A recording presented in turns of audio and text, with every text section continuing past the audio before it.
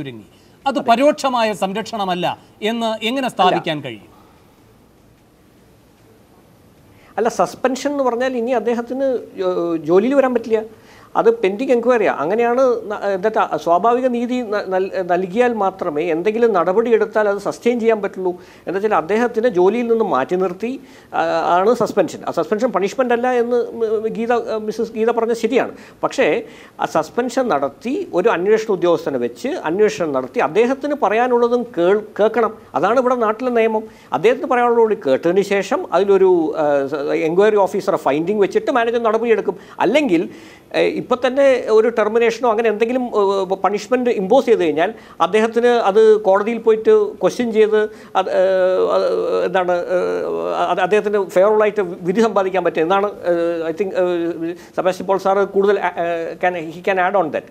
പക്ഷേ natural justice comply ചെയ്യണം, അതിന് വേണ്ടിയിട്ടാണ് ചെയ്തിട്ടുള്ളത്. അല്ലാതെ നാട്ടിലെ നിയമം അത് അനുവദിക്കുന്നില്ല. ആരായാലും ഏതൊരു അക്യൂസ്ഡിനായാലും ഒരു സ്വാഭാവിക നീതി നൽകണം. ശരി, അങ്ങനെയെങ്കിൽ പരമപ്രധാനമായ ഒരു കാര്യം, ഈ പരാതിക്കാരി ഈ സ്ഥാപനത്തിലല്ല പരാതി നൽകിയത്. പരാതിക്കാരിയല്ല, നമ്മുടെ സഹപ്രവർത്തക ജീവനക്കാരി. അവരിപ്പോൾ ലീവിലാണ്. ഈ സ്ഥാപനം ഏത് രൂപത്തിലുള്ള സമീപനമായിരിക്കും അവരോട് സ്വീകരിക്കുക? ഏത് തരത്തിലുള്ള പിന്തുണ? തുല്യനീതിയുടെ കാര്യം പറയുമ്പോൾ ആ ഭാഗത്ത് ഗൗരവതരമായി എന്ത് സമീപനം സ്വീകരിക്കും? പൂർണ്ണമായിട്ടും പരാതിക്കാരിയുടെ കൂടെയാണ് സ്ഥാപനം. പരാതിക്കാരിക്ക് വേണ്ടിയുള്ള എല്ലാ സാഹചര്യവും ഒരുക്കും. ഈ safe and secure work environment അവർക്ക് ഉണ്ടാവും. അവർക്ക് ഒരു ട്രോമയും ഉണ്ടാവില്ല. മാത്രമല്ല അവരുടെ കരിയറേയും ബാധിക്കില്ല. ആ പൂർണ്ണമായ സംരക്ഷണം ഈ എന്താണ് മാനേജ്മെൻറ്റ് ഉറപ്പ് നൽകും അവർക്ക്. അവർ കഴിഞ്ഞ 2 ദിവസമായിട്ട് മെഡിക്കൽ അവധിയിലാണ്. അവർ തിരിച്ചു വന്നു കഴിഞ്ഞാൽ എല്ലാ അഷുറൻസും അവർക്ക് നൽകും. ഓഫ് കോഴ്സ് ഇങ്ങനെ ഒരു വലിയൊരു സംഭവം അവർക്ക് ഉണ്ടായപ്പോൾ അവർക്ക് മാനസികമായിട്ട് ബുദ്ധിമുട്ടുണ്ടാവും. അതൊക്കെ എന്താണ് കഴിഞ്ഞ് അവർ ജോലിയിൽ വരും എന്ന് വന്നു കഴിഞ്ഞാൽ പൂർണ്ണമായിട്ടുള്ള എല്ലാ പിന്തുണയും മാനേജ്മെൻറ്റ് അവർക്ക് നൽകും. അതേ എല്ലാ സ്ത്രീകൾക്കും നൽകുന്നത് പോലെ തന്നെ യാതൊരുവിധ. മാത്രമല്ല ഇദ്ദേഹത്തിനെതിരെ സസ്പെൻഷൻ പെൻഡിങ് എൻക്വയറി നടത്തിയത് കൊണ്ട് ഈ സ്ത്രീയെ അല്ല ഈ ഒരു സഹപ്രവർത്തക അവരുടെ മൊഴിയും വളരെ പ്രധാനമാണ് അതിൽ. അപ്പോൾ അവരുടെ മൊഴി അവർ വിറ്റ്നസ്സായിട്ട് വരും, മാനേജ്മെൻറ്റ് വിറ്റ്നസ്സായിട്ട് അവർ വരും അതിൽ ആ എൻക്വയറിയിൽ. എന്നിട്ടാണ് കാര്യങ്ങൾ നടത്താൻ പറ്റുള്ളൂ. ശരി, ഞാൻ താങ്കളിലേക്ക് തിരികെ എത്താം. ശ്രീ CR നീലകണ്ഠൻ, ഈ നിർഭയ എന്നതാണോ, ഈ വർമ്മ കമ്മീഷൻ്റെ നിയമ ഭേദഗതി നിർദ്ദേശങ്ങളാണോ ഈ സ്ത്രീ നീതിയുമായി ബന്ധപ്പെട്ട നമ്മുടെ സമീപനത്തിൻ്റെ, നമ്മുടെ കാഴ്ചയുടെ അലകും പിടിയും മാറ്റിയത്? അത് പരമമായി ആർക്കാണോ നീതി ലഭിക്കേണ്ടത് അവരെ ശാക്തീകരിച്ചോ ശ്രീ CR നീലകണ്ഠൻ? ഞാൻ ഒറ്റയ്ക്കാണ് ഒരു കാര്യം അഭിമുഖീകരിക്കേണ്ടി വന്നത്. പക്ഷേ ഈ കാര്യത്തിൽ എനിക്ക് വലിയൊരളവ് വരെ നിയമത്തിൻ്റെ പരിരക്ഷ കിട്ടും എന്ന നിലയിലുള്ള ഒരു അസാധാരണ ശാക്തീകരണം ഒറ്റയ്ക്ക് നിന്നാൽ പോലും ഒരു സ്ത്രീക്ക് കിട്ടുന്ന തരത്തിൽ നിയമമാണോ പരിരക്ഷ ഒരുക്കിയത്? അല്ല, നിയമം പോലും സമൂഹത്തിൻ്റെ, നേരത്തെ ഗീത പറഞ്ഞ സംഗതി തന്നെയാണ് അതിൽ പ്രധാനം. സമൂഹത്തിൻ്റെ മുന്നോട്ടുള്ള ചലനത്തിൽ തെറ്റുതിരുത്തുന്ന അല്ലെങ്കിൽ നീതിക്ക് വേണ്ടിയുള്ള സമൂഹത്തിൻ്റെ മുന്നോട്ടുള്ള പോക്കിൽ നിയമങ്ങൾ, ഇപ്പോൾ വിശാഖ കേസിൻ്റെ വിധി ഒരു പങ്ക് വഹിച്ചിട്ടുണ്ട്. നമ്മളിപ്പോൾ എന്തൊക്കെ പറഞ്ഞാലും അത് അത്രയും ചർച്ചയായിട്ടുണ്ട്. ഇവിടെ ഇന്ത്യയിലുണ്ടായ സാമൂഹ്യ മുന്നോട്ടുള്ള പ്രസ്ഥാനം, ഫെമിനിസ്റ്റ് മൂവ്മെൻറ്റും അതിനെ സപ്പോർട്ട് ചെയ്യുന്ന തരത്തിലുള്ള സാമൂഹ്യ മുന്നേറ്റങ്ങളും വിശാഖ കേസിൽ പോലും ഉണ്ടായിട്ടുണ്ട്. കാരണം വിശാഖ തന്നെ ഒരു NGO ആണ് ആ കേസ് കൊണ്ടുവരുന്നത്. ഞാൻ പറഞ്ഞ ആ അർത്ഥത്തിൽ അതിനുശേഷമുണ്ടായ മാറ്റങ്ങൾ ഉണ്ടായിട്ടുണ്ട്. വേണു ചോദിച്ചതുപോലെ നിർഭയയും വർമ്മ കമ്മീഷനും IPC CRPCയിലെ മാറ്റങ്ങളും ഒക്കെ ഇതിന് സഹായിച്ചിട്ടുണ്ട്. പക്ഷെ അതിനേക്കാളൊക്കെ പ്രധാനം എനിക്ക് തോന്നുന്നത് ശാക്തീകരണം കേവലം നിയമം കൊണ്ടുണ്ടാവില്ല. കാരണം എല്ലാവരും നിയമം ഒരുപോലെ ആക്സസ് ഉള്ള ആളുകളല്ല. ഇപ്പോൾ നിർഭയ കേസിൻ്റെ അത് ഉണ്ടായതിന് ശേഷമാണ് കേരളത്തിൽ തന്നെ നിരവധി പെൺകുട്ടികൾ പീഡിപ്പിക്കപ്പെട്ടതും കൊല്ലപ്പെട്ടതും ആയ സംഭവങ്ങൾ, നമ്മൾ അറിഞ്ഞതും അറിയാത്തതുമായ നിരവധി സംഭവങ്ങൾ ഉണ്ടാവുന്നുണ്ട്. അതൊന്നും വലിയ കാര്യമായി ഒരു മാറ്റവും അവരുടെ കാര്യത്തിൽ അത് ഉണ്ടായില്ല. എനിക്ക് തോന്നുന്നു ഇപ്പോൾ നേരത്തെ പറഞ്ഞ നമ്മുടെ കേരളത്തിലുണ്ടായ നടിയെ ആക്രമിച്ചതുമായി ബന്ധപ്പെട്ട സംഭവം, ആ സംഭവം കേരളത്തിൽ ഒരുപക്ഷെ നിർഭയേക്കാൾ കൂടുതൽ സ്ത്രീകൾക്ക് ശാക്തീകരണം നൽകാൻ സഹായിച്ചിട്ടുണ്ടെന്ന് ഞാൻ വിചാരിക്കണം. കാരണം വലിയ ഒരു സമൂഹത്തെ നേരിട്ടുകൊണ്ട് അവർക്കിടയിൽ ഇപ്പോൾ മാതൃഭൂമി കാണിച്ചതുപോലെയല്ല അന്ന് അമ്മ കാണിച്ചത് എന്നുള്ള കൃത്യമായിട്ട് ഒരു കമ്പാരിസൺ അങ്ങനെ മാനേജ്മെൻ്റ് എന്ന് പറയാൻ പറ്റില്ലെങ്കിലും അവിടെ വളരെ കൃത്യമായും ആ ഒരു ശാക്തീകരണം ഉണ്ടല്ലോ, അതിനെ മറികടക്കാനുണ്ടായ സാമൂഹ്യമായി രൂപപ്പെട്ട ഒരു ശക്തി, ഇപ്പോൾ വിമൺ കളക്റ്റീവ് അടക്കം, അതിന് സമൂഹത്തിൽ നിന്ന് ലഭിച്ച പിന്തുണയടക്കം, അതടക്കമുള്ള മുന്നോട്ടുള്ള പോക്ക്.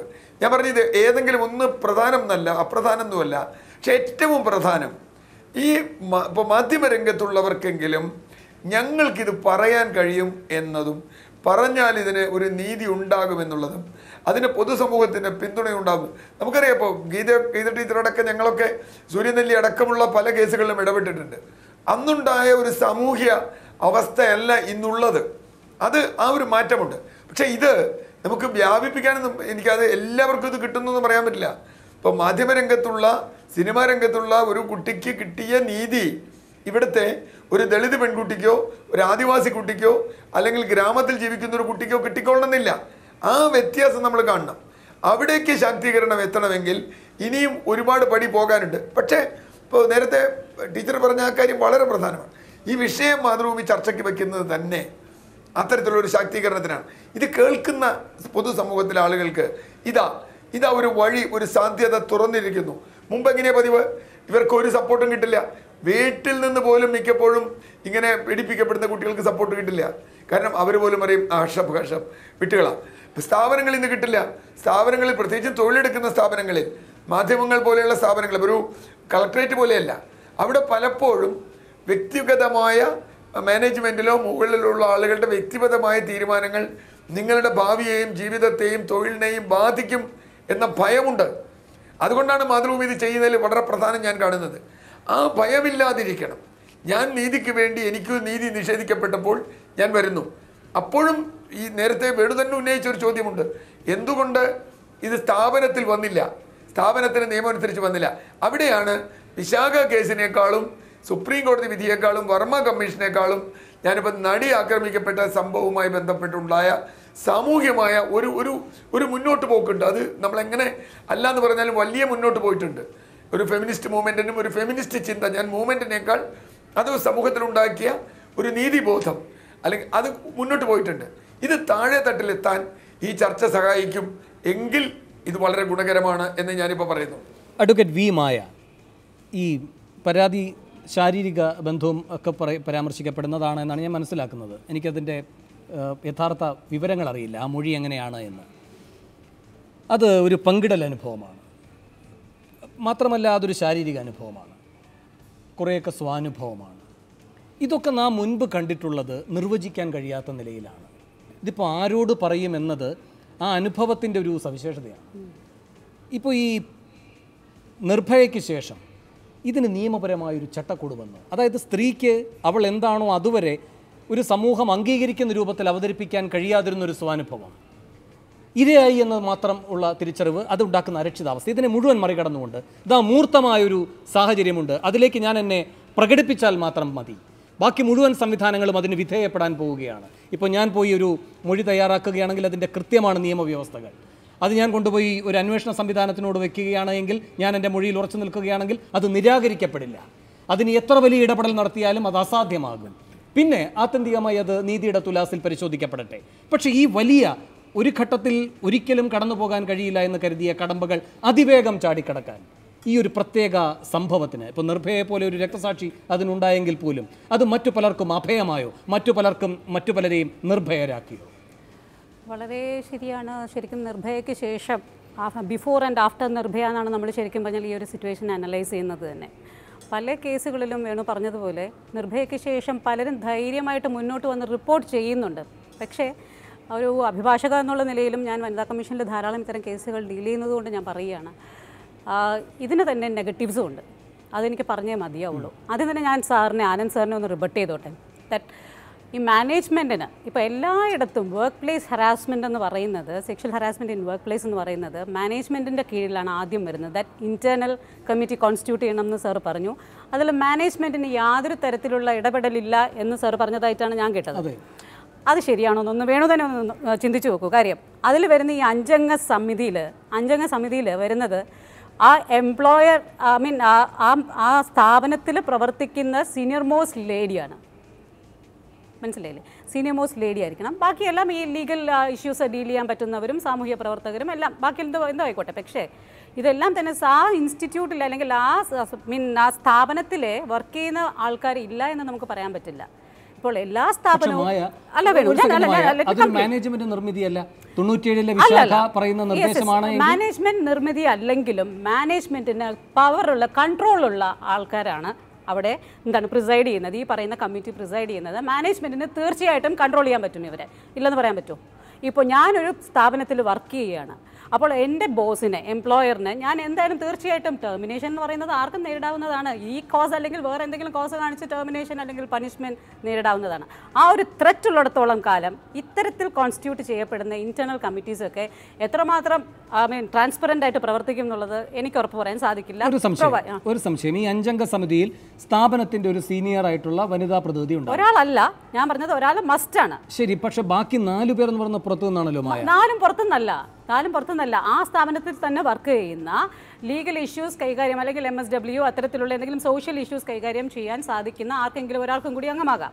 അപ്പോൾ 2 പേർ. ബാക്കി 3 പേരെ സ്വാധീനിക്കാം. എന്തുകൊണ്ടായിക്കൂടാ? അല്ലെ, എൻ്റെ അഭിപ്രായത്തിൽ തീർത്തും ഇത് മാനേജ്മെന്റിന്റെ കീഴിൽ വരുന്ന ഒരു ഇതാകരുത്, കമ്മിറ്റി ആകരുത് എന്നുള്ളതാണ്. ഞാൻ അത് മാത്രമേ ഇവിടെ പ്രൊജക്ട് ചെയ്യാൻ ഉദ്ദേശിച്ചുള്ളൂ. അല്ലാതെ മാനേജ്മെന്റിന് ഇതിൽ കൺട്രോൾ ഇല്ല എന്ന് പറയുവാൻ പൂർണ്ണമായും സാധിക്കില്ല. പിന്നെ ഈ ഇഷ്യൂ പുറത്ത് വരുന്നെങ്കിൽ തന്നെ സപ്പോസ് ഇപ്പോൾ ഇന്നിവിടെ ഇപ്പോൾ ഡിസ്കസ് ചെയ്യുന്ന ഇഷ്യൂവിൻ്റെ കാര്യം മാറ്റി നിർത്തി കഴിഞ്ഞാൽ പൊതുവെ ഒരു സ്ഥാപനത്തിലെയും ഒരു സ്ത്രീ എന്നുള്ള നിലയിൽ ആദ്യം പോയി കംപ്ലയിൻറ്റ് ചെയ്യാൻ മടിക്കും.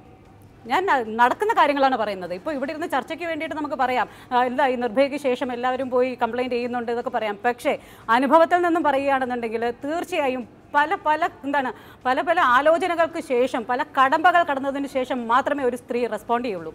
അത് ഫസ്റ്റ് മനസ്സിലാക്കുക. അങ്ങനെ റെസ്പോണ്ട് ചെയ്യപ്പെട്ട എത്ര പേര് ഇതിൽ സക്സസ്ഫുൾ ആയി എന്നുള്ളത് അറിയാമോ?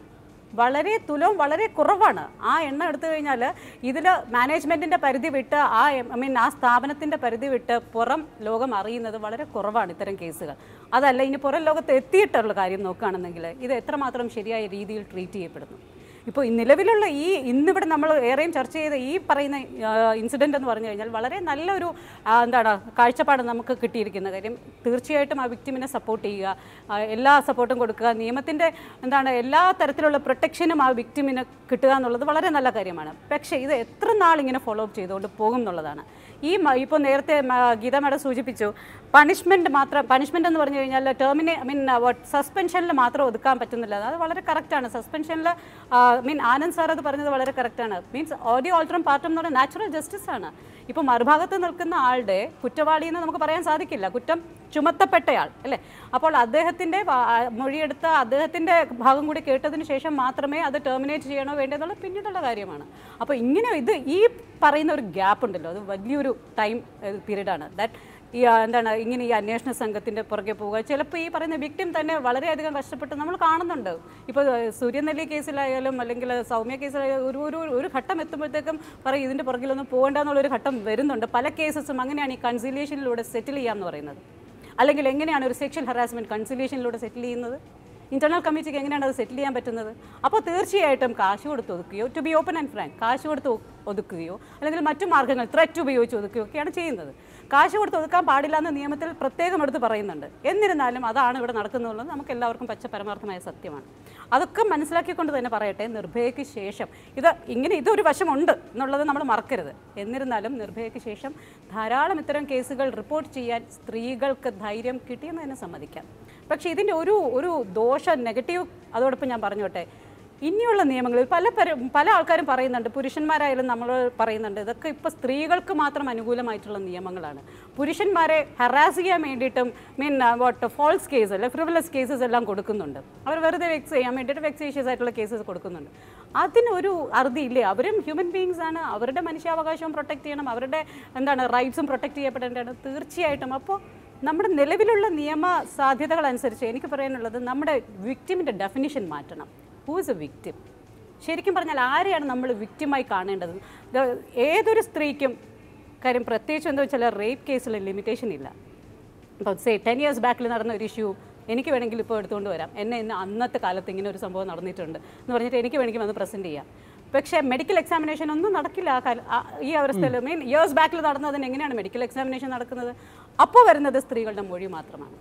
അങ്ങനെ വരുമ്പോഴത്തേക്കും ആരെയാണ് വിക്റ്റിമായിട്ട് നമ്മൾ ഇനി കാണേണ്ടത്? സേ മെൻ്റലി ചാലഞ്ച്ഡ് പേഴ്സൺ ആകാം, അത് തീർച്ചയായിട്ടും ഒരു വിക്റ്റിമാകാം. അല്ലെങ്കിൽ ഇപ്പോൾ ഈ അടുത്ത് തന്നെ വന്നിട്ടുള്ള മറ്റ് കേസുകളുണ്ടല്ലോ, പീഡന കേസുകളിൽ തന്നെ ഇപ്പോൾ വളരെയധികം ചർച്ച ചെയ്യപ്പെടുന്ന മറ്റ് കേസുകളിലെല്ലാം തന്നെ പവർ ഉള്ള ആൾക്കാർ, സേ ഇപ്പോൾ ഒരു പോലീസ് ഓഫീസർ ആയിക്കോട്ടെ,